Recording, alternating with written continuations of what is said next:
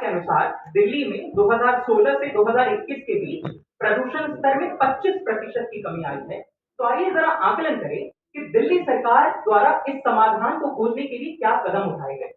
Green war room की स्थापना, लोगों के बीच जागरूकता फैलाना और सबसे महत्वपूर्ण पूसा डिकम्पोजर का इस्तेमाल पराली के मामले में। महोदय, इन तीनों महत्वपूर्ण कदमों को यदि हम देखें तो हमें पता चलता है कि समाधान के लिए कोई भी कदम जो उठाया जाता है उसके लिए जरूरत है धन की, और धन बगैर आर्थिक विकास के नहीं आ सकता। क्योंकि महोदय, यहाँ पर्यावरण का दोहन हमने दो स्तरों पर किया है। पहला स्तर जो ऐतिहासिक रूप से पर्यावरण की प्रताड़ना हमने की है, और दूसरा स्तर जो आने वाले समय में हम प्रताड़ना करने जा रहे हैं। मूल्यों के आधार पर आज से आगे की प्रताड़ना पर हम लगाम लगा सकते हैं। एसी बंद कर लो, पंखा मत चलाओ, गाड़ी से मत चलो, साइकिल से चलो, लेकिन ऐतिहासिक रूप से जो हमने प्रताड़ना की है, जो गाजीपुर का उतना बड़ा कूड़े का ढेर है, उसका समाधान निकालने के लिए दिल्ली सरकार को 800 करोड़ का बजट आवंटन करना पड़ता है, और उस 800 करोड़ के बजट आवंटन के लिए आपको आर्थिक विकास की जरूरत पड़ेगी, क्योंकि धन की आपूर्ति वहीं से होगी।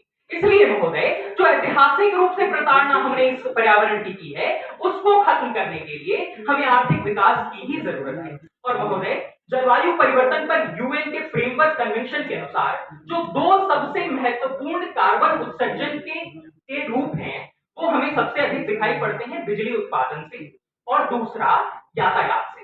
सबसे पहले आते हैं बिजली उत्पादन पर। महोदय, भारत दुनिया का तीसरा सबसे बड़ा बिजली उत्पादक तो है, लेकिन विडंबना देखिए कि 2020 के कोयला मंत्रालय की रिपोर्ट के अनुसार हम 75% बिजली आज भी कोयले से उत्पादन कर रहे हैं, जो कार्बन उत्सर्जन का एक बहुत बड़ा कारण है।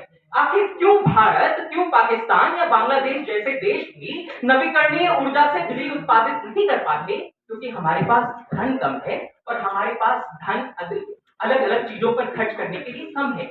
हम बिजली पर अधिक धन नहीं खर्च कर पाते, यानी नवीकरणीय ऊर्जा की तरफ शिफ्ट करने के लिए हमको जरूरत है आर्थिक विकास की, हमको जरूरत है धन की। महोदय, दूसरा सबसे बड़ा कार्बन उत्सर्जन का कारण यानी यातायात। अमेरिका का उदाहरण लेते हैं। सन 2019-20 के वित्तीय वर्ष में वहां के यातायात विभाग के अनुसार अमेरिका ने साल भर के भीतर कार्बन उत्सर्जन में 11% की कमी दर्ज कराई। अब ये कमी क्यों आई? क्योंकि अमेरिकी यातायात विभाग के अनुसार वहां पर विद्युत वाहन नीति लाई गई। जो लोग विद्युत वाहन खरीद रहे थे उनको इंटरेस्ट क्रेडिट दिए गए, ऑटोमोबाइल कंपनियों को इंटरेस्ट क्रेडिट दिए गए, और लिहाजा आज अमेरिका में 11% कार्बन उत्सर्जन 2019-20 में कम हुआ। आखिर भारत जैसा देश, बांग्लादेश जैसा देश विद्युत वाहन नीति